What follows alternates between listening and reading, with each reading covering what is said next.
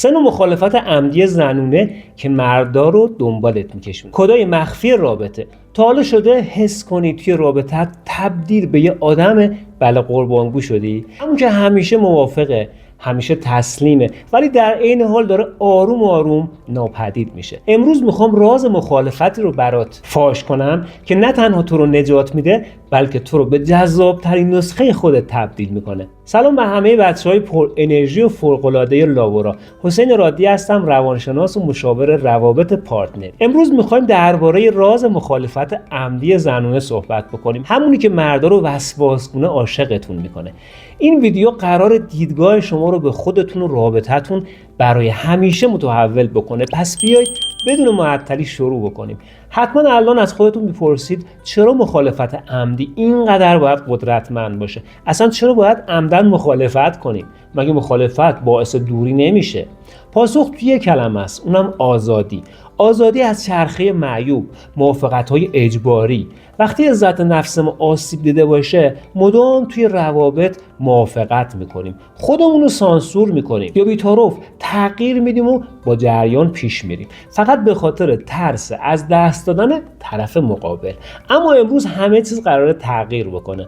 مخالفت‌ها به دو دسته تقسیم میشن: مخالفت‌های مسموم و مخالفت‌های رابطه ساز. مخالفت‌های مسموم واقعاً مثل طوفان ویرانگر از جای خشم و ترس میان، غیر قابل مذاکره‌اند و در نهایت فقط رابطه رو تخریب میکنن.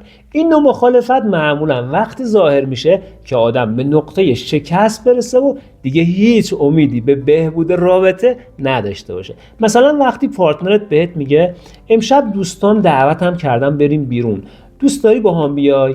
و تو با قیافه گرفته و عبوس و صدای تحقیرآمیز بهش اینجوری میگی. باز این دوستای بی‌خاصیتت مگه نمیتونستی یه برنامه عاقلانه طرح بریزی؟ همش میخوای وقتتو با این آدمای بی هدف تلف بکنی. نتیجه چی میشه؟ ایجاد احساس گناه و تحقیر و تخریب اعتماد.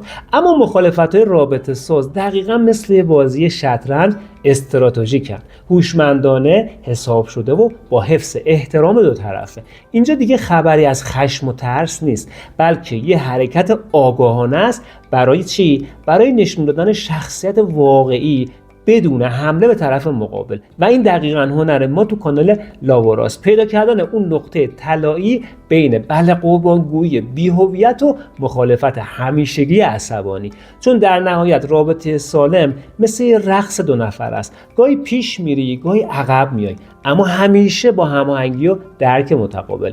تو این ویدیو میخوام سه نوع مخالفت رابطه ساز رو بهتون معرفی بکنم، پس تا آخر ویدیو همراه هم باش. مخالفت اول، مخالفت مستقیم و قدرتمند. این مخالفت درباره احترام گذاشتن به سلیقه و زمان شماست. وقتی شما با قاطعیت و احترام نمیگید و در واقع دارید به طرف مقابل نشون میدید که برای خودتون و عقایدتون ارزش قائلید. مثالای طلاییش ایناست: وقتی پارتنرت تو رو دعوت میکنه به غذایی که دوست نداری و اون وقت تو بهش اینجوری میگی ممنون از پیشنهادت، راستش این سبک غذایی با سلیقه من جور نیست، اما اگه یه غذای دیگر رو پیشنهاد بدی خیلی خوشحال میشم. اینجا چیکار کردی؟ اینجا هم نگفتی، هم در رو برای پیشنهادهای بعدیش باز گذاشتی. یا وقتی پارتنرت تو رو دعوت میکنه برای رفتن به یه جایی ولی تو میدونی که فرصت این کارو نداری، اون وقت اینجوری بهش میگی پیشنهادت واقعا ممنونم اما متاسفانه فردا رو نمیتونم بیام عزیزم، هفته بعد اگه از قبل اوکیش بکنیم حتما میام. بله، اینطوری هم احترام گذاشتی، هم مرز تعیین کردی، اما ارتباط رو قطع نکردی. یا مثلا وقتی پارتنرت موسیقی خاصی رو دوست داره که تو دوست نداری، اینجوری بهش میگی جالب بود عزیزم، این سبک موسیقی شخصا مورد علاقه من نیست، اما حتما یه دلیلی داره که تو اینقدر دوستش داری، و یه باب صحبت باش باز میکنی. اینجا چیکار کردی؟ تفاوت سلیقه رو تایید کردی بدون اینکه طرف مقابلت رو قضاوت بکنی. چرا اینقدر جواب میده؟ چون شما رو به زنی با اصالت تبدیل میکنه که برای نظراتش ارزش قائله و این دیوونه‌وار جذابه. مردا عاشق زنایی هستن که بدونن چی میخوان و از عقاید خودشون دفاع میکنن.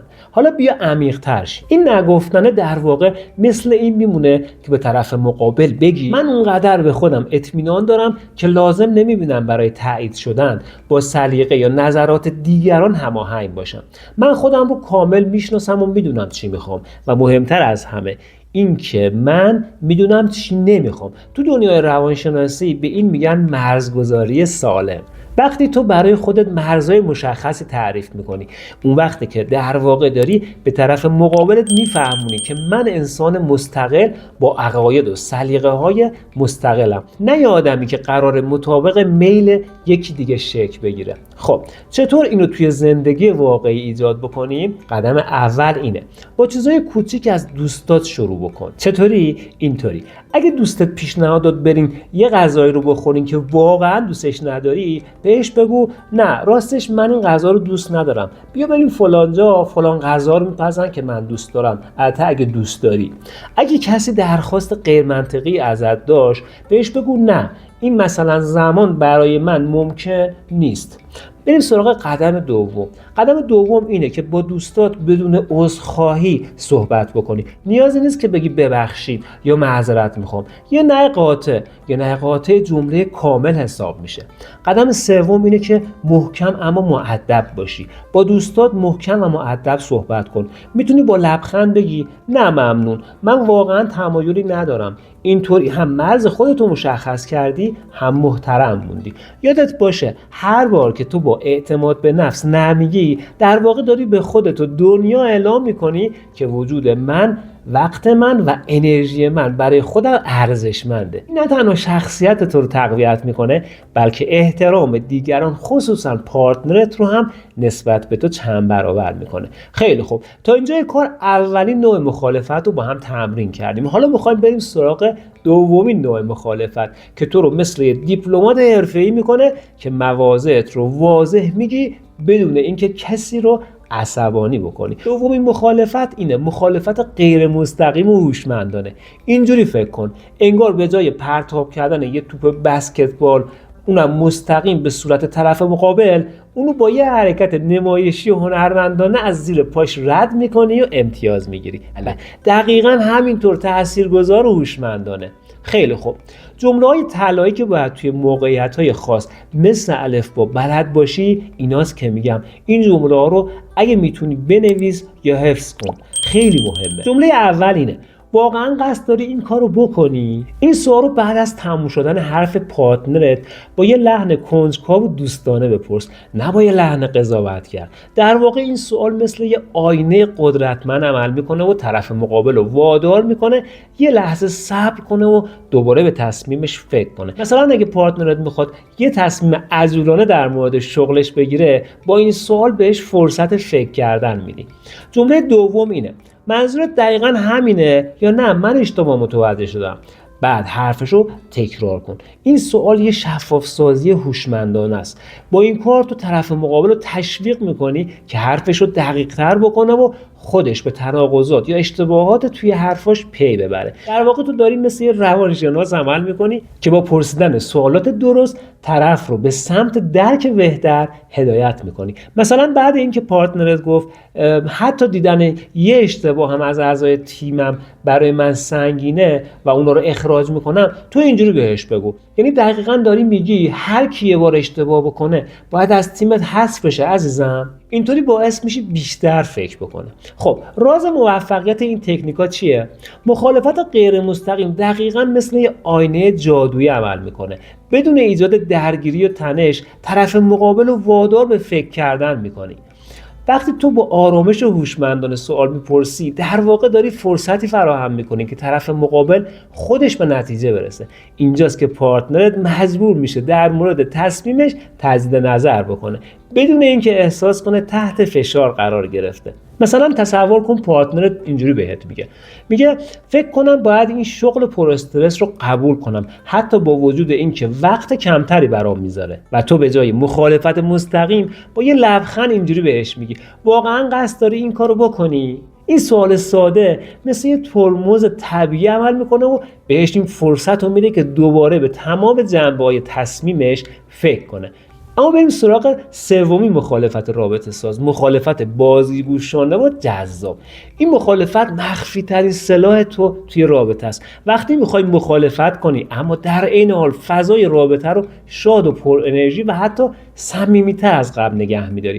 اینجا دیگه خبری از بحث‌های خسته کننده و جمله‌های منفی نیست. اینجا تو داری بازی میکنی، اما بازی که برندش هر دو تاتونین. بیا برات چند تا سناریوی واقعی رو صحنه پردازی بکنم. وقتی اینجوری بهش میگی نه نمیخوام، اصلا هم برام مهم نیست، با اون ناز دخترونه خاص و یه نگاه شیطنت آمیزی که میگه دارم از دستت فرار میکنم ولی میدونم دنبالم میای. یا مثلا بهش اینجوری میگی هر کاری میخوای بکن، در حالی که میدونی دقیقاً برعکسشو میخوای و با یه لبخند رازآلود داری اینو بهش نشون میدی و متوجهش میکنی. جادوی پشت این مخالفت بازیگوشانه میدونی چیه؟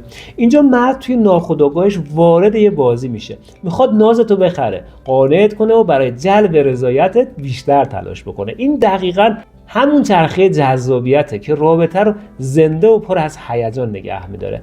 یه هشدار مهم: اگه موقع اجرای هر کدوم از این تکنیک‌ها صدای درونت گفت نکن خراب میشه، بدون که این صدای عزت نفس زخمی توه.